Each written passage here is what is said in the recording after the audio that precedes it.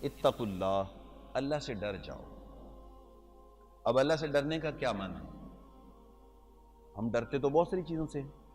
हम तो अपने दुश्मन से भी डरते हैं, हम मुझे जानवरों से भी डरते हैं, सांप से भी डर जाते हैं, बिच्छू से भी डर जाते हैं। तो अल्लाह से डरने का यकीन माना ये तो नहीं हो सकता। तो अल्लाह से डरने का माना क्या है?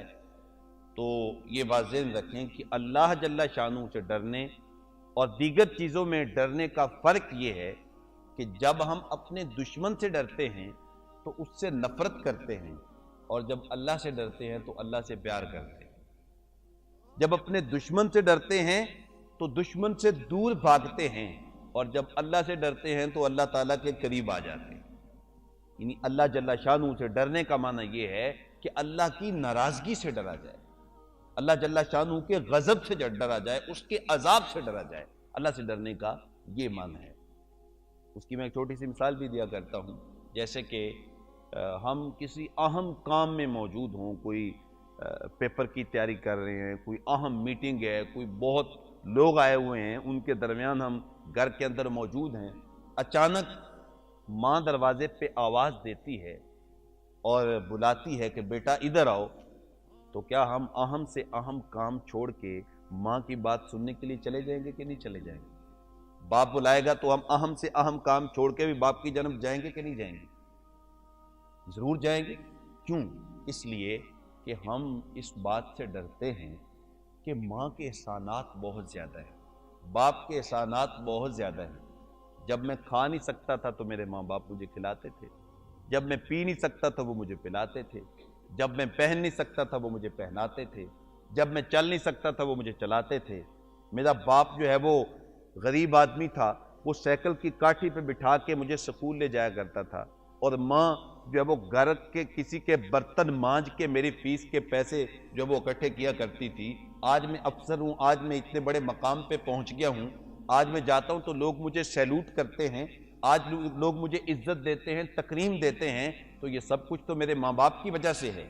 तो चूंकि उनके मेरे ऊपर एहसानात इतने हैं, अगर मैं उनके बुलाने पे ना गया तो मैं डरता हूं कहीं वो मुझसे नाराज ना हो जाए, कि अगर माँ नाराज हो गई, बाप नाराज हो गया तो मेरे पल्ले क्या रहेगा। तो माँ की नाराजगी से डरते हैं क्योंकि उसने जन्म दिया है। तवज्जो चाहूंगा, जिस माँ ने जन्म दिया है उसकी नाराजगी से तो डरते हैं, तो जिस रब ने खलक किया है उसकी नाराजगी से क्यों नहीं डरते? तो तकवे का माना यह है कि उसकी नाराजगी से डरा जाए। अल्लाह से डरने का माना यह है उसके गजब से डरा जाए। तो फरमाया या अय्युहल्लज़ीना आमनू इत्तकुल्लाह, ऐ ईमान वालो अल्लाह से डर जाओ। वल तंज़ुर नफ्सुम मा क़द्दमत लिग़द, और हर जान को देखना चाहिए उसने कल के लिए आगे क्या भेजा है।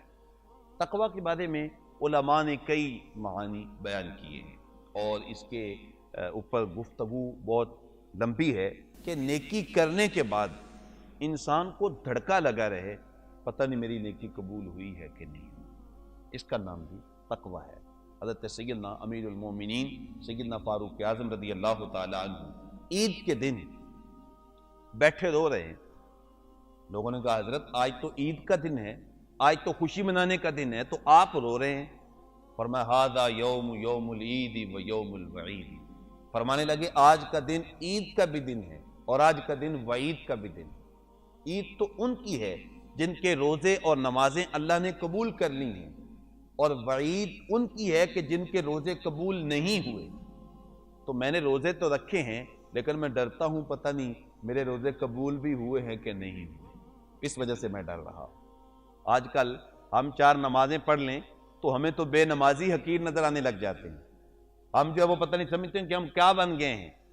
लेकिन तकवा ये है कि नेकी करने के बाद बंदा डरता रहे कि पता नहीं मेरी नेकी कबूल भी हुई है कि नहीं, क्योंकि बीच में रियाकारी भी आ जाती है, कई मसाइल आ जाते हैं। तो ये तकवा है कि नेकी करने के बाद इंसान को धड़का लगा रहे कि मेरा क्या बनेगा। तो ये धड़का जो है यही इंसान को जो है वो अच्छाई की जानब लेके जाता है।